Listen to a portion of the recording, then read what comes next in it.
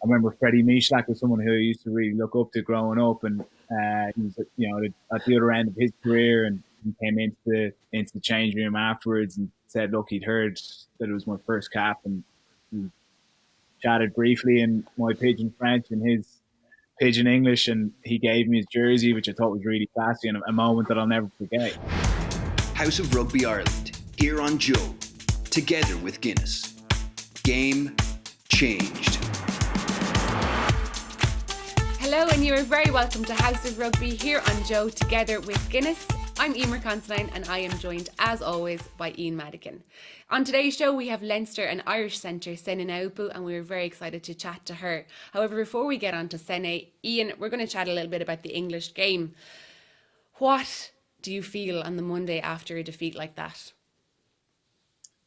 Yeah, it's tough after a game like that. You come back in having played, and I'm sure most of the lads' phones were pretty quiet, and then you obviously have to wear every time you bump into someone on the street or anytime you turn on your phone, you're seeing the negative kind of media reviews of the game. But for me, that was never the hardest part. The hardest part was always getting in and waiting for that review, and that's what I'd be stressing myself out over, going over in my mind. What clips the coaches are going to bring up.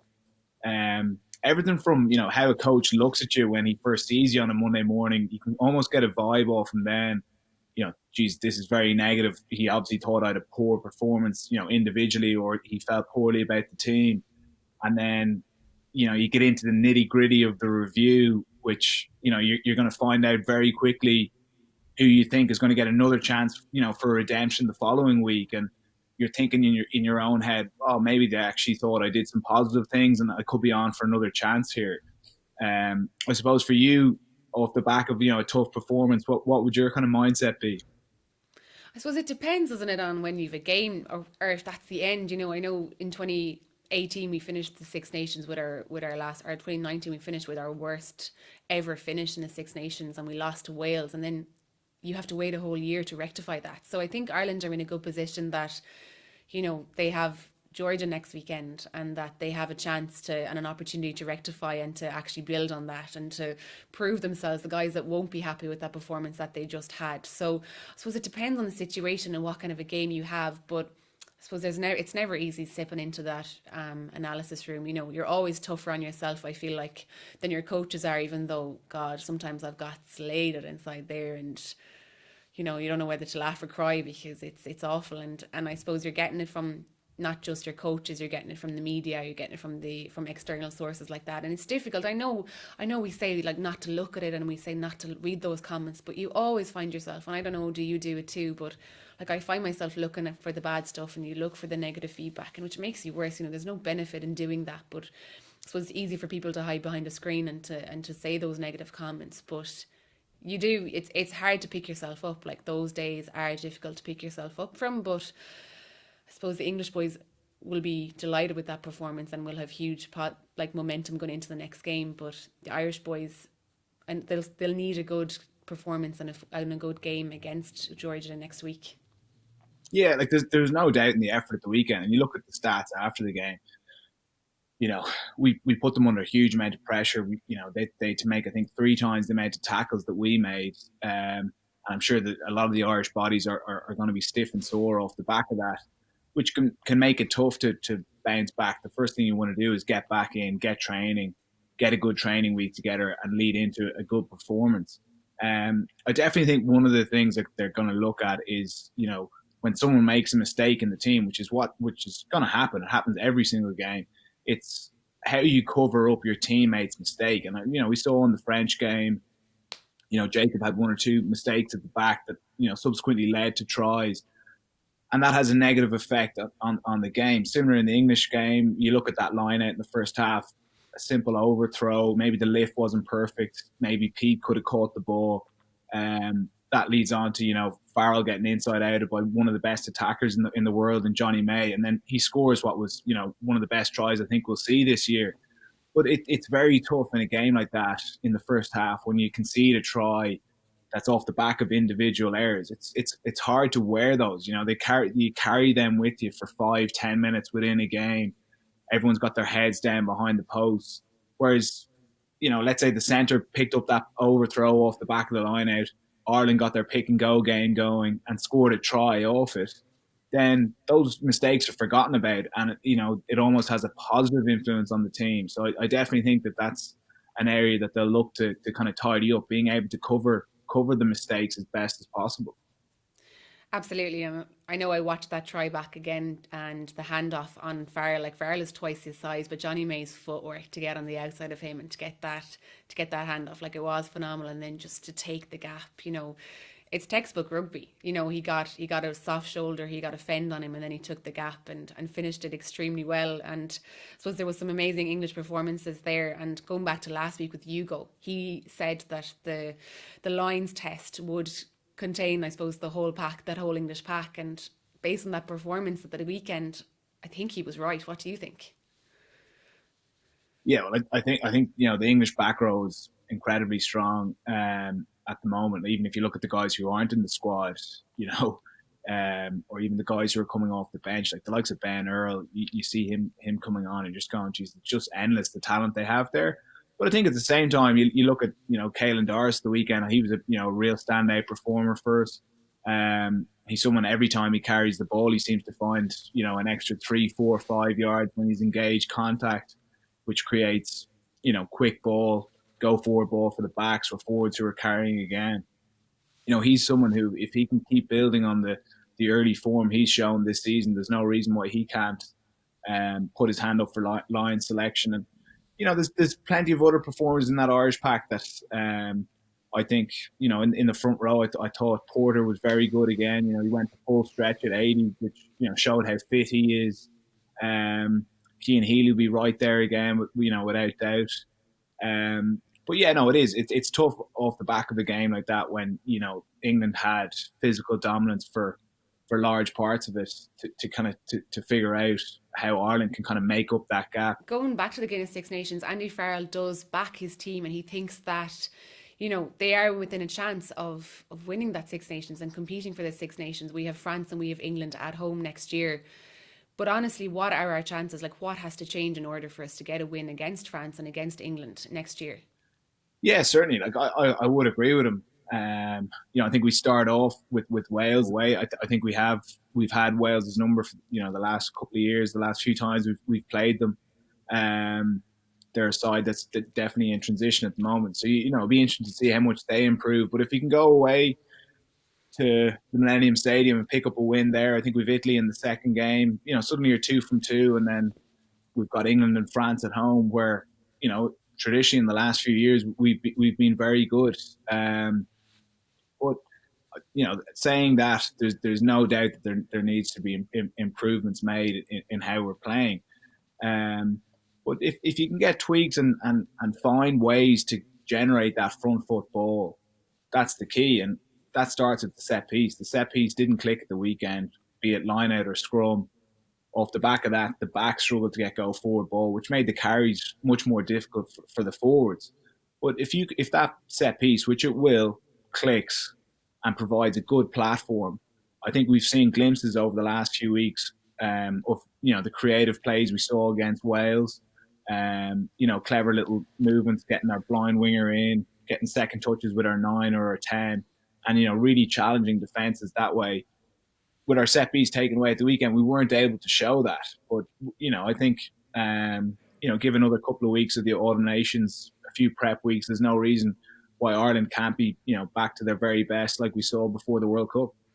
I absolutely agree, and I think that these games are the opportunities that those young and kind of suppose not inexperienced boys, but those boys will get great experience playing in the Autumn Nations. And I suppose Georgia next week is, I think, a game that we might see a lot of new players, maybe guys that are uncapped. I personally would love to see Shane Daly getting a go. He's a Munster guy who has really impressed up until this point. And the 15 position isn't really locked down at the moment, and I think there still is room for a bit of movement there. But who are the guys that you think, that you'd like to see next weekend against Georgia or get that chance?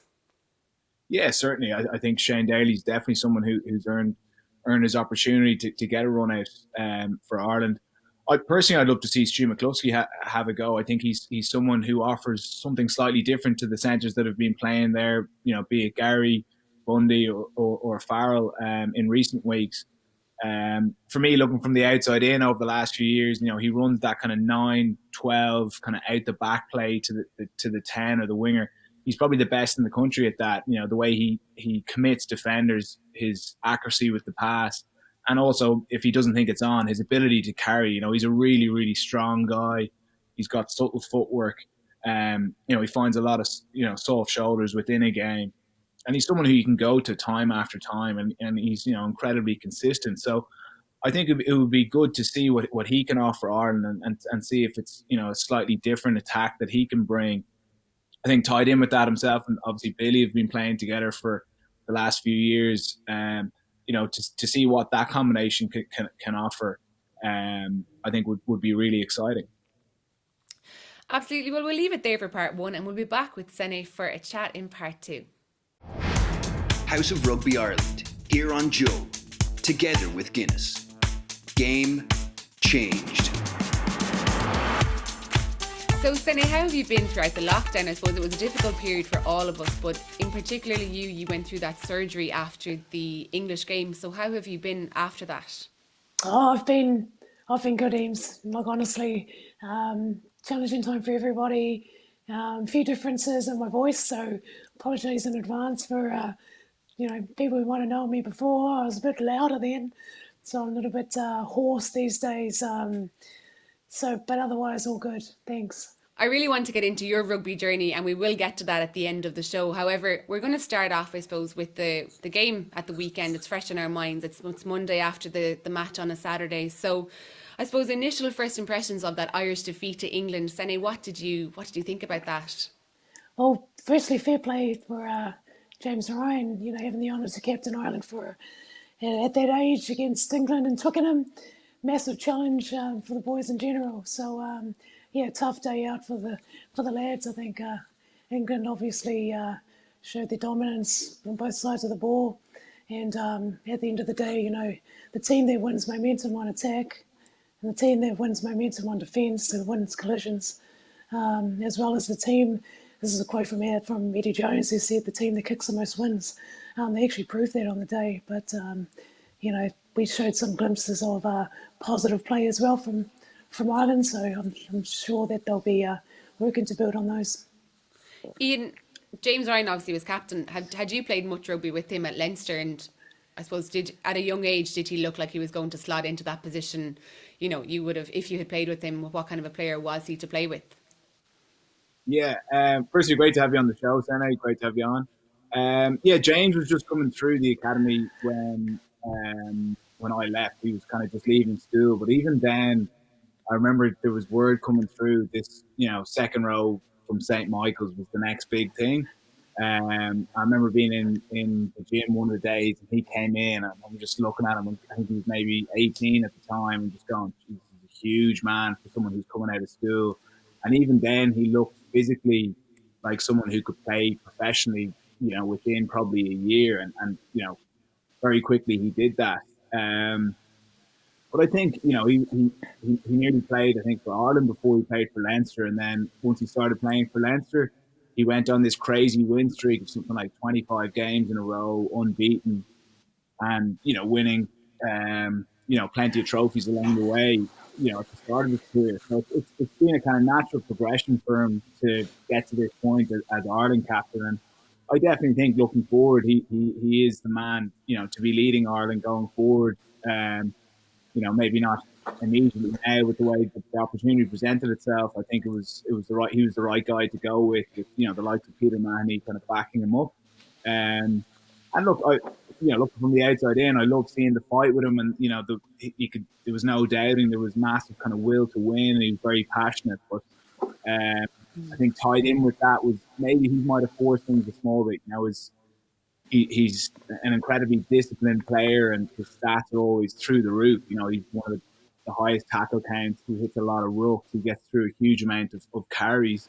But I think he gave away 4 penalties in the game, which is unlike him. And maybe he wasn't trusting his instincts as well as he would have done previously. And I think the frustration of how the game was going probably, got to him a small bit. But there's no doubting he'd have learned a huge amount from that game. And hopefully a slightly easier prospect for him to lead Ireland this weekend. Yeah, and I did feel in the first half, when we kicked the ball and when we looked for the space in behind in the backfield and played that game, we were very much in the game, and England couldn't really deal with it. And it's interesting, I suppose, well, what the thought process is behind it as to why we didn't continue that kicking game. Obviously, it's very easy us looking on from the outside, but I felt like that kicking game was working originally, and I suppose the heat of the moment, it's hard to see that, but it's interesting that they didn't continue with that kicking game, isn't it? Yeah, I think it can be hard as well when you fall behind on the scoreboard. And the game plan beforehand is to kick the ball a lot, try and play a territory game. But when you go 5 points down, 10 points down, 15 down, it takes a lot to stick with that kicking game plan. The natural instinct as players is right. It's time to start chasing this game, and maybe playing from your own 10-meter line or your own halfway line. And England were just so strong and so physical and got over the ball so well that if they force you to play from the wrong areas and you're then getting turned over, before you know it, you're defending a 5-meter line out. And that's ultimately what England did at the weekend. They didn't really allow Ireland to get into the 22 until deep into the second half, and at that stage it was probably too late. So what you're saying, Ian, from a side set piece and open play, I thought it was really interesting. Watching the differences between Ireland's attack and then England's attack from secondary lines of attack.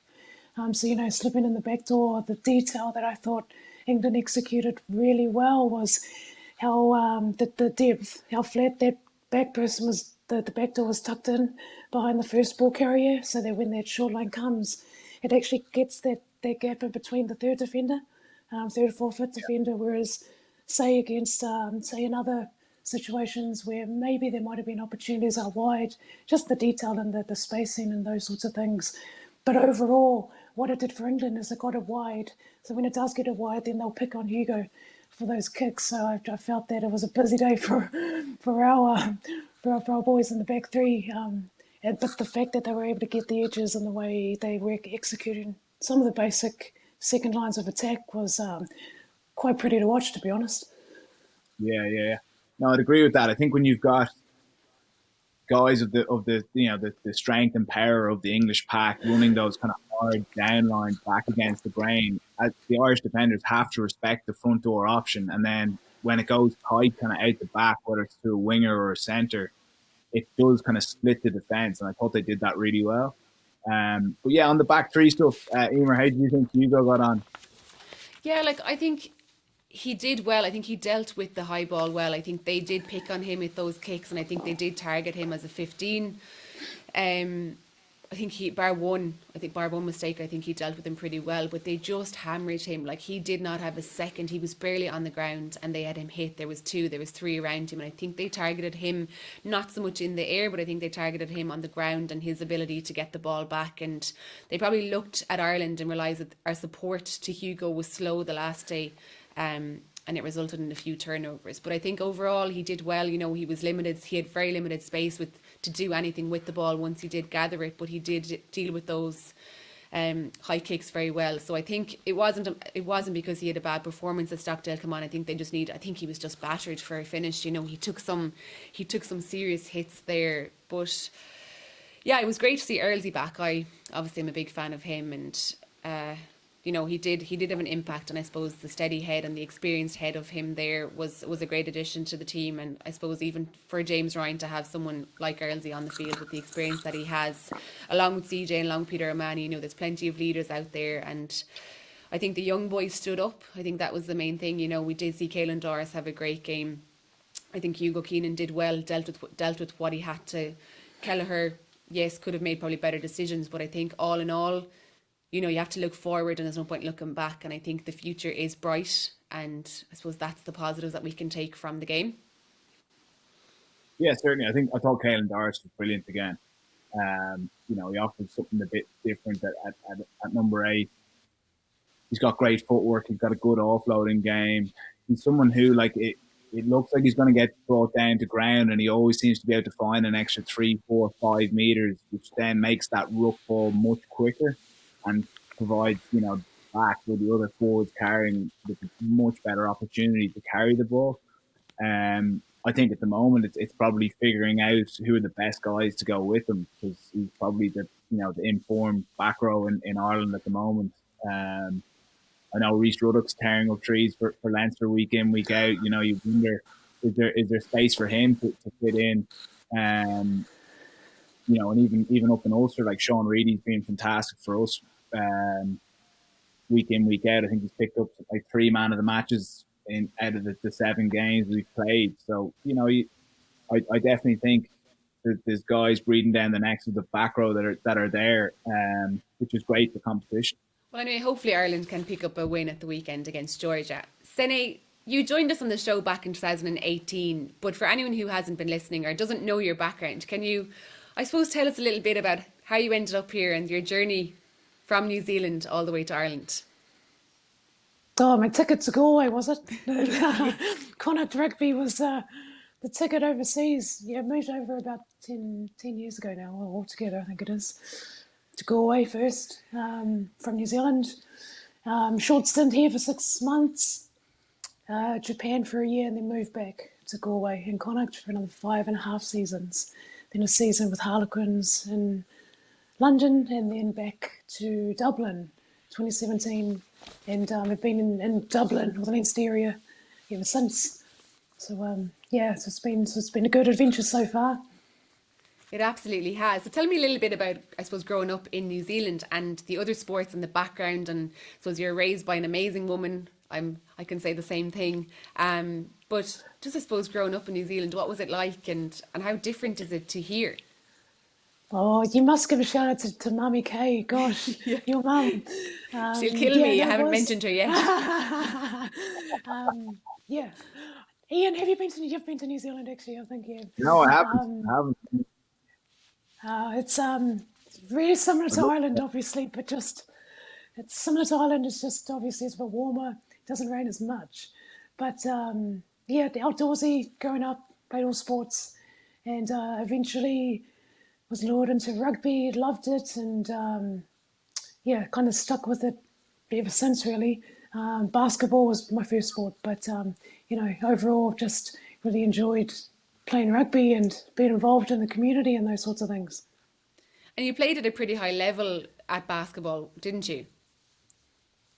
Oh, like age group when I was like 12 years old or 13 years old. But in terms of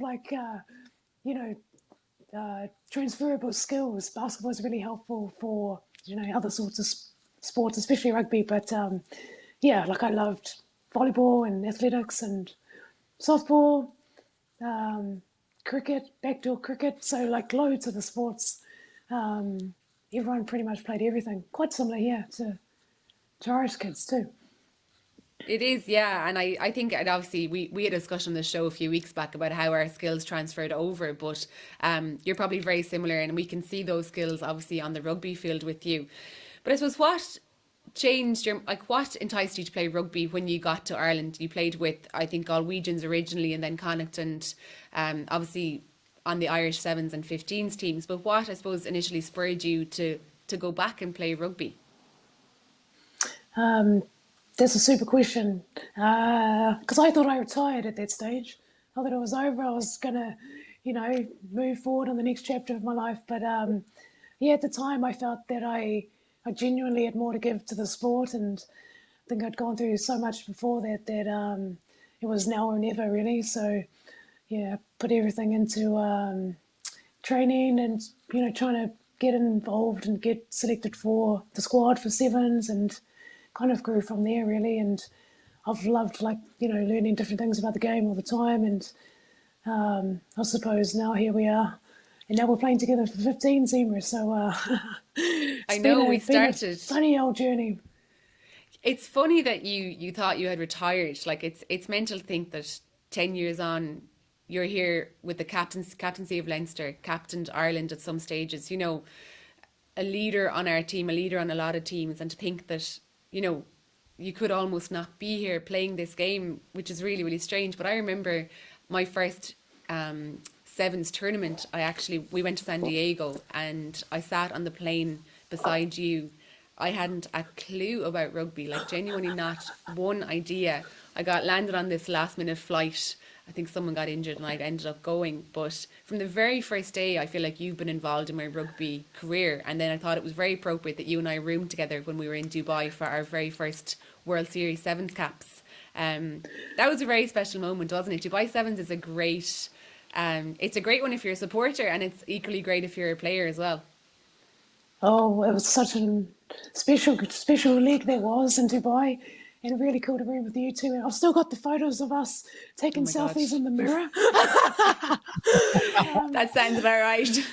God, I thought, jeepers, standard. But Ian, you'll know from playing a bit of sevens probably in your career. Yeah, plenty of Oh, selfie photos. I'm in the sevens, but we did do some training over there too, though. Yeah, that was a cool experience, wasn't it, in Dubai? I remember Claire yeah. Keohan, and a lot of the girls kind of helping us in that particular tournament as our first tournament. So, jeepers, that was a while ago. I remember Ali Miller gave me a dead leg in training, and I was like, this is my first cap, my first World Series cap, and Ali Miller's after giving me a dead leg. Like, nothing surprised me more than her doing that. And I remember I had the game ready, just trying to get on the field, trying to get myself in the field. Ian, did you ever see anything about the Dubai Sevens? Like, it was just party central, and I just couldn't understand that, like, this went hand in hand with rugby. It was my very first tournament. Yeah, I'd have followed the World Series and I enjoy watching the sevens, but never it wasn't really an option for me to play because there wasn't a men's sevens team when I was, let's say, coming through the academy or in the earlier years. But it definitely was something I would have loved to have done if I could turn back the clock. Now the under-20s was probably the main focus for us then, and that's a great program in itself. But I definitely think now, like, the men's national team is beginning to get the fruits of the investment that they've made in the sevens program, with like the likes of Will Connors coming through, Hugo Keenan, and I'm sure we're going to see it, a spade of others coming through, and similar for the women's game. Like for you guys, you both came through the sevens program and onto the 15s, and I think it's fantastic for the core skills of the game. Your tackling, your passing, your communicating, your fitness. But I suppose as well, a question for you, Sene, like, did you find from doing the sevens program and then going to the 15s program, physically, did you feel that you had to make a change to be, stronger for the more physical carries, especially when you were playing in the centre? Great question. Initially, not really, as in, we were going in between World Series, and then I was fortunate to be, and Eimear was the same, as in selected for Six Nations. So it was kind of in between the sevens. So we still had to, ensure that we had the demands of sevens as well. It probably wasn't until I finished playing sevens when, fully focused on 15s that, I probably, had a bit more of an awareness of, like, certain size or whatever it is to fulfill a certain role or whatever it is. But that was probably more myself as opposed to it being forced on from like an SSC point of view type thing. Yeah. What but I've certainly, Yeah. I know when I first joined sevens, I obviously came from Gaelic football, and I think I was around 62 kg at the time, and the SNC at the time wanted me to put on a lot of weight, and I actually went from 62 to 72 in probably 2 to 3 years, and that was like 10 kg, which is a lot of weight to put on, but I suppose it wasn't all muscle, and I wasn't really happy with where I was at the time. And over the last few years, I've only got to, it definitely wasn't all muscle. But over the last few years, I've got to a stage where, I know I'm at the 70, 69 kg, and I think that's where I'm happy. But I think I think 15s does provide you with different demands to the sevens series, or to the sevens demands. But I think, that's one thing as well. I think as female rugby players, there is different body shapes and there is different demands for different positions. And I know just from chatting to Leah and the girls over in England that I don't think you'd make an English front row if you weren't more than 80 kg. There's demands in certain positions, and it's really interesting coming from Gaelic football where everyone is very similar. Maybe your midfielder might be slightly taller, but in general, everyone is the same size. And I suppose people don't realise the demands that your sport has, and that I'm 10 kg heavier as a result of the sport that I play right now. But Ian, did you have to put on any, I don't know, was it the same for you when you first joined? I suppose we look at Hugo Keenan, he probably could do with a bit more weight at 15. Yeah, like Hugo's a great example because when he's playing sevens, if he was, let's say, a stone heavier, so 7 kilos heavier, it's a lot of weight for him to be carrying with the amount of distance he's got to cover and the turnaround with games. You don't want to be carrying that extra weight. But then when you come across to 15s, I think now obviously I don't have much experience with playing sevens, but I know from the 15s game, a lot of the tackles that you're receiving, it's 2-on-1 a lot of the time. It's a different kind of tackle where you're waiting for your support runners to come in. You've got to keep driving your feet. Rucking itself is I think, it's much more of a contest each time because there's not as much of a jackal focus in the sevens. Yeah, Hugo's probably someone who, maybe an extra 3 or 4 kilos will be no harm for him to put on. But yeah, for me coming through, like most of the guys in the academy, I would have been, I don't know, maybe 80 kilos leaving school, and very quickly they said, yeah, look, you need to put on weight, which I knew, like if I wanted to play in the professional game, I needed to put on, a stone and a bit, but it didn't, I never felt like pressurized to do it. They said, look, try and put on 1 kilo or 2 kilos in the space of 3 months. And then when you get to that point, try and keep building on that. And similar to yourself, Eimear, I got to 90 and then pushed to 92, 93. And I felt I was too heavy. I was maybe losing a bit of my agility, or it was just tiring for me carrying the weight. I didn't feel like it was giving me any extra potency in tackles or anything like that. And then I found dropping back down to kind of 90, 91 suited me better. And I've kind of just stayed at that weight for a large part of my career. So I think it's, I'm sure you'd agree, it's something that you kind of find yourself, and strength and conditioners can advise you as much as they want, but I think ultimately it's how you feel in your own body.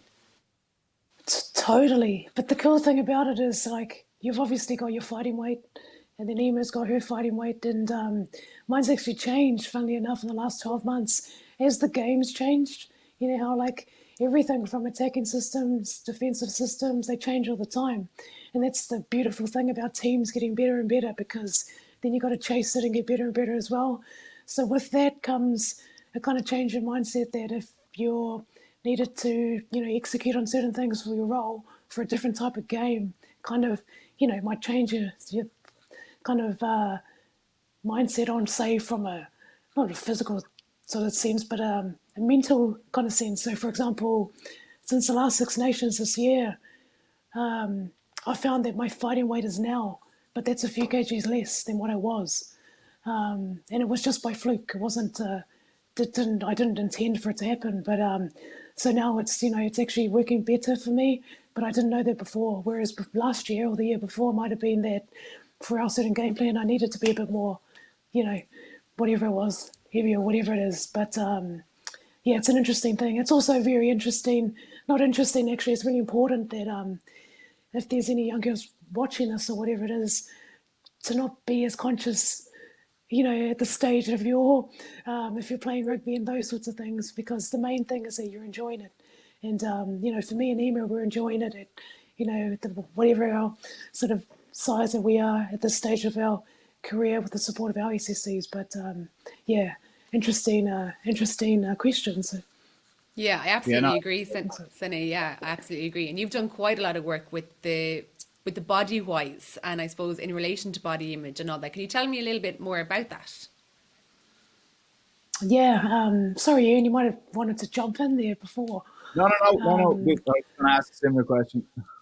Yeah, Eimear, for the last few years, I've been involved on the board of directors for Bodywise, which is the National Eating Disorders of Ireland, and it's been an interesting time in the last 6 months throughout this pandemic for so many, pretty much every charity in Ireland, and everyone involved. And yeah, maybe it's a great time to acknowledge all the hard work that's been going on behind the scenes by everyone involved in all of the different charities throughout Ireland. super challenging time for us from a service provider point of view. A lot of our programs are done online, and so we've been able to do a lot of research behind different key themes of what are some of the serious issues, and they've jumped up from 150%, something ridiculous. So it's been a busy time for our charity and Bodywise in terms of managing the services and the demand for services. So it's good awareness opportunity. So thanks, guys, for asking the question.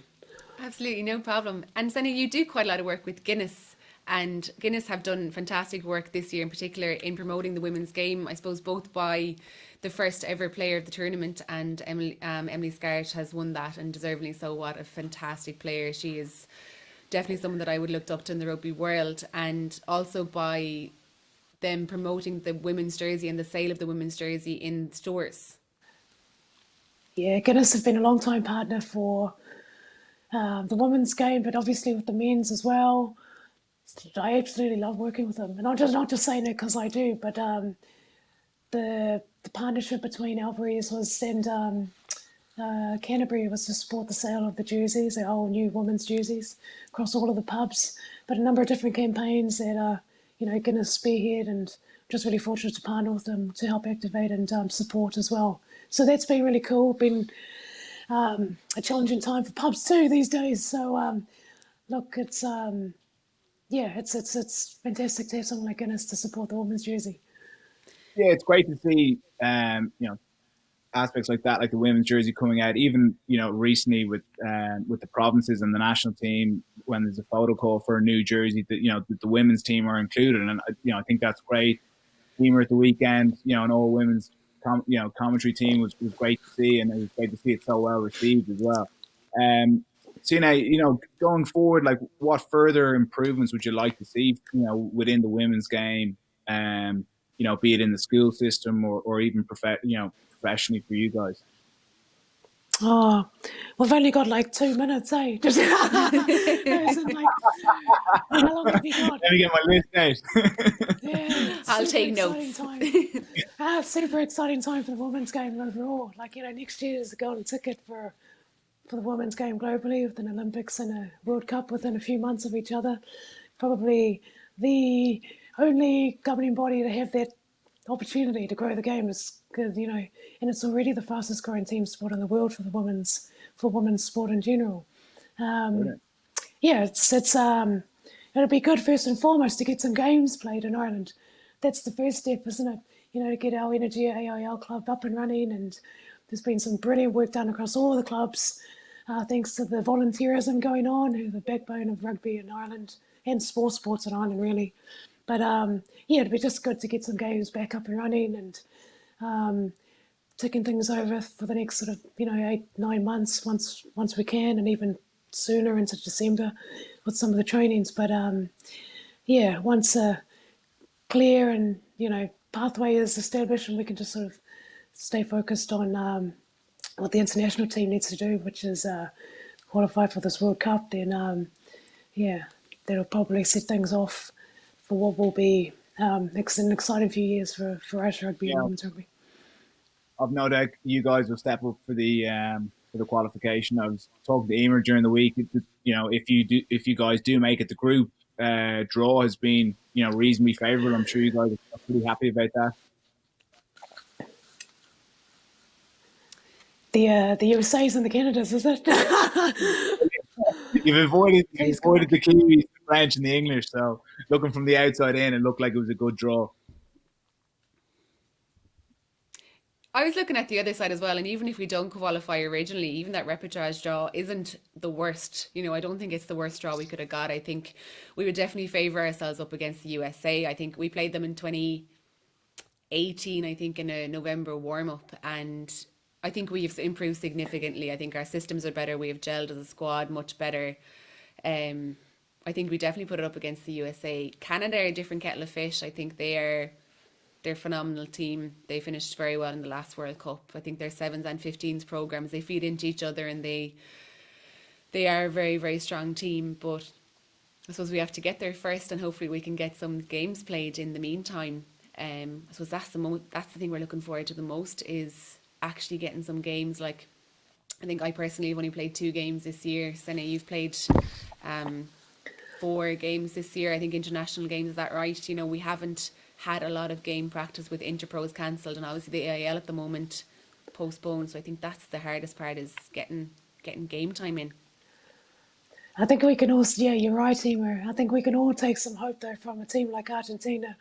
0 Yes. games, come out and beat All Blacks on their first game and draw with Australia in their second game. So, yeah, it's an interesting time, and it's like, yeah, might not get enough games, but in terms of, you know, the next game, it'd be cool to have the opportunity to play in them.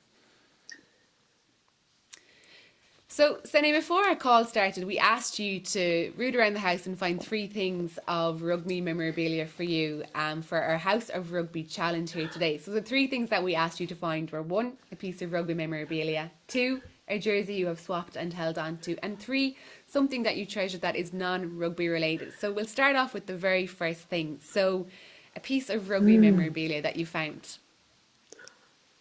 Gee, but these are some great questions. Mine would probably be memorabilia. It'll be a jersey. Can I say this? It'll be probably my Barbarians jersey. Oh yes, absolutely. Yeah, it would be my first Barbarians jersey. We played England and Twickenham. The second one was against Wales in Principality Stadium. And the reason why they would be the top of my list, and the Barbarians is obviously a special club to be part of, but probably for what it represented, you know, in terms of all the clubs coming together, countries, because obviously this goes without saying that one of my most important jerseys is the Irish jersey. So, yeah, Barbarians would be my memorabilia. Very nice. Was there any Irish women playing that day with you, the very first time you played? Yeah, Claire Malloy. Oh, in yes. there, number What a 7. player. Yeah. Oh, she's something No better else, she woman. is. No better Yeah, woman I to be reckon. standing there with. Which jersey have you swapped and held onto then? So we actually, we don't really get the opportunity to swap jerseys, do we, Emma? No, we don't. It's, Funny. it might be a bit awkward as well to take them off in front of people too. That on But to the list. 3 jerseys. yeah, not even afterwards, eh? And sometimes, you know, if you get the opportunity to swap, but mine would be something I've held on to, and it's actually, I've got it here. Actually, as you said, it's you probably can't see it, can you? Oh yeah, we can It's perfectly, actually yes. it's actually a newer version. It's the very first team I played when I was 13, North Otago Rugby.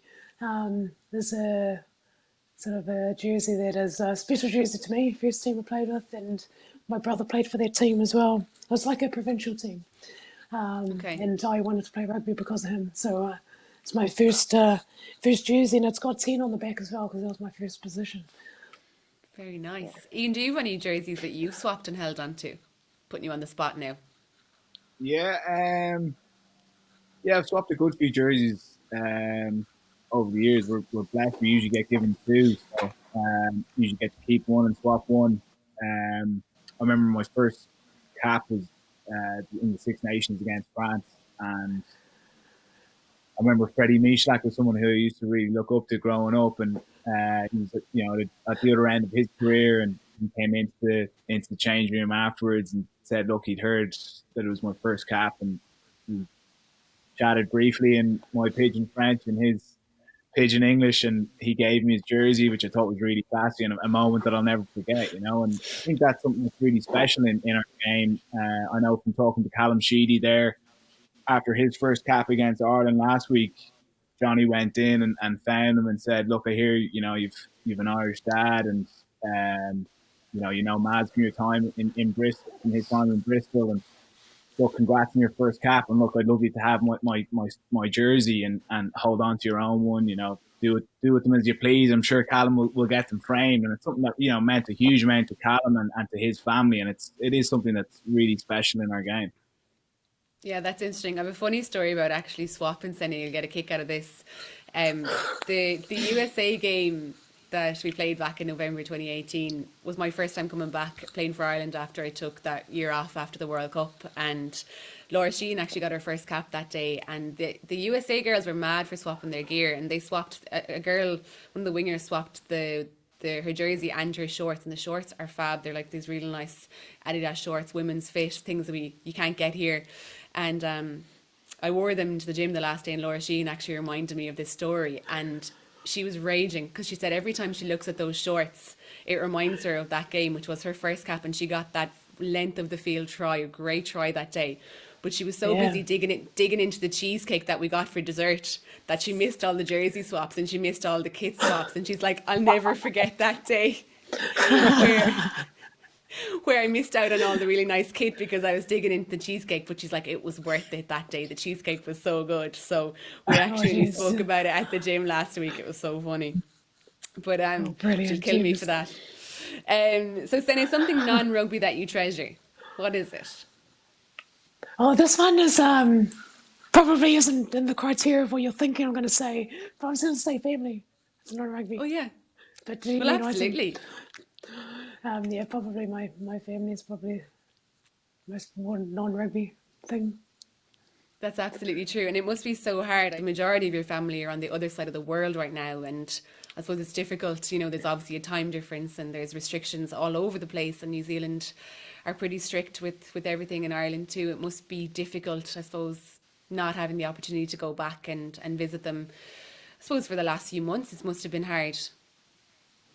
Oh, yeah, it's hard for everyone, eh? You know, sometimes some people we know can't even, get to England or like go over the water there to see their family for different reasons within the COVID protocols and those sorts of things. So, yeah, it is challenging, but it is what it is. And you just chip away with, some of your goals and those sorts of things that you got here to sort of, achieve and things. So, yeah, it is challenging, but it's challenging for everyone. It absolutely is. Well, Sene, it has been fantastic having you on. Thank you so much for taking the time out to chat to myself and Ian here tonight. So thank you so much. House of Rugby Ireland, here on Joe, together with Guinness. Game changed. For the Guinness House of Rugby Hall of Fame this week, we asked you all to show us your most treasured jerseys and we got some really great entries this week. However, the winner and the one that we chose was Kev O'Hanlon, who shared this fantastic snap of a little cute Munster stag created by the Laughing Nelly that has a really cute Munster jersey signed by Howlett and Maffey. So congratulations to Kev, and for that entry we have entered you into the Guinness House of Rugby Hall of Fame this week. So well done to you, Kev. So there was more Guinness Pro 14 games at the weekend. So I suppose first off, Connacht defeated Zebra on a 47-22 win. Some great scores and tries from Alex Wooten and Tom Daly. Ian, yourselves, you had a great win last night over the Scarlets. I suppose an enjoyable win. You had a crowd there for the first time in a while. How was that? Yeah, it was great. Even, having 1,000 people there, just even warming up before the game, having people watching you, and just creates an atmosphere and an energy within the squad. And a lot of the supporters, reached out to us during the week leading up to the game, saying how excited they were to get in and see us and to be able to support us. So, no, it definitely added a lot to the game, and it was great to get another win. We're on a good win streak. That's 7 in a row for us now, and picking up another bonus point victory. But I think we know last night we weren't at our best. We picked up 2 yellow cards, which put us under pressure. And, having been 12 points up at halftime, we allowed Scarlets back into the game and, made for a very tight and kind of tense second half. But, in fairness to the Scarlets, they're a good side. I think they're getting better as the season's going on. They had a great win against Connacht last week in tough conditions in the sports ground. So, no, they're a side definitely on the up. And, we're grateful to have not been at our best, but still have come away with a win. Sean Reedy is another man that's got another man of the match performance. He's been playing particularly well for you guys over the last few games. What is it? I suppose what's he doing differently this year? I suppose he's a really, really good back row, and he's continuing on this run of really good form. Yeah, I think he's picked up 3 man of the matches so far this season. He's obviously played for Ireland previously, real attritional player. He's very clever though. He's almost like having an extra back in the back line. He's like another centre. He's very subtle handling. He's got good footwork. He's a great communicator. He'd lead large parts of our defence. So yeah, we're certainly very lucky to have him, and he'd be someone that if he was called up to the Irish setup again, he'd certainly have earned it.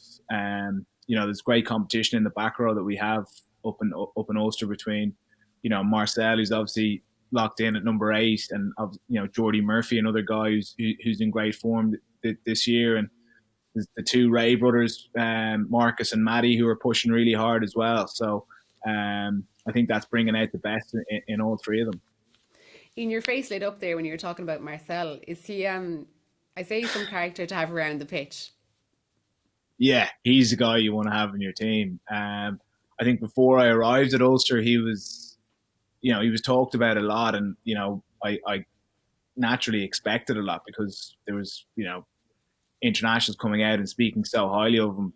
But I think it's only really when you get to play with him that you realise how good he is, and his ball carrying is just ferocious. Every time he carries the ball, he's hurting people. He's going forward. But I think as well, it's his personality. He's a fantastic guy. He brings great energy every day. He's pumping up the guys' tires around him. And he's just a fun guy to be around. So we're very lucky to have him up in Ulster, and he's just performing for us week in, week out. So hopefully it can continue. Yeah, you always need someone like that on your team, I feel. And I suppose Leinster the other day, someone who was busy and all the time, was Luke Mcgrath, another man of the match performance for him yesterday in that 45 win over Cardiff yesterday in the RDS. Leinster, I think the main talking point of the game yesterday was the youth that are coming through with Leinster. Their conveyor belt, like they had Sylvester come on, that Scott Penny got 2 more tries, Ryan Baird starting again. It's just the quality that they have coming through, and they all just slot in seamlessly. And I think that was the main talking point. I think people are sick of talking about Leinster and their dominating performances, but this is the reason why, and it's that conveyor belt that people are so often talking about these days. Yeah, certainly. It was great to see the all-female commentary and support staff at the game, and it was received really well. So well done on that. But yeah, the young lads coming through Leinster are quality. The sub academy and academy system leading on to development contract is working really well. But I think that the pillar of their success over the last few weeks has been the likes of Luke Mcgrath, Rhys Ruddock, guys who have aspirations of playing for Ireland, and are pushing really hard to get back into the squad. They're playing out of their skin, and that's going to be driving on the younger lads. You can be sure that they're the ones driving the standards in training, and you can see that they're wiping the board with the teams they're coming up against. Yeah, am I right in saying that Rhys captained Ireland to one of the games in the Rugby World Cup last year? Rhys went from someone like that to dominating Leinster, and hopefully we do see Rhys getting back into that Irish squad. Even though that back row is so competitive, it's hard to figure out where he would slot back into that Irish team. Yeah, I think he'd a slightly disjointed year last year. He picked up, I think, a couple of hamstring injuries, but he's come back after the lockdown, and he just physically looks in brilliant condition. How he's carrying the ball, he's obviously been playing number 8 a bit, but I know from playing alongside him when he's playing number 6, he just gets through a ferocious amount of work. Whether it's carrying the ball, hitting rucks, or making double figure tackle count. And there's no doubting that he'd definitely add value to that Irish back row if he was called up. So I suppose most importantly, Munster take on Glasgow tonight over in Scottstown. So we're hoping for another Munster win and another 7 out of 7 for the Irish provinces. It was great to see John Klein back in action, and really looking forward to that game. That's it for House of Rugby today. So cheers to everyone for watching and listening. A big thank you to producer Pat, Paul, Dermot, Ian, Anthony, and everyone that helped getting the show together. This has been House of Rugby here on Joe, together with Guinness. Slán go fóill. Slán. House of Rugby Ireland here on Joe, together with Guinness. Game changed.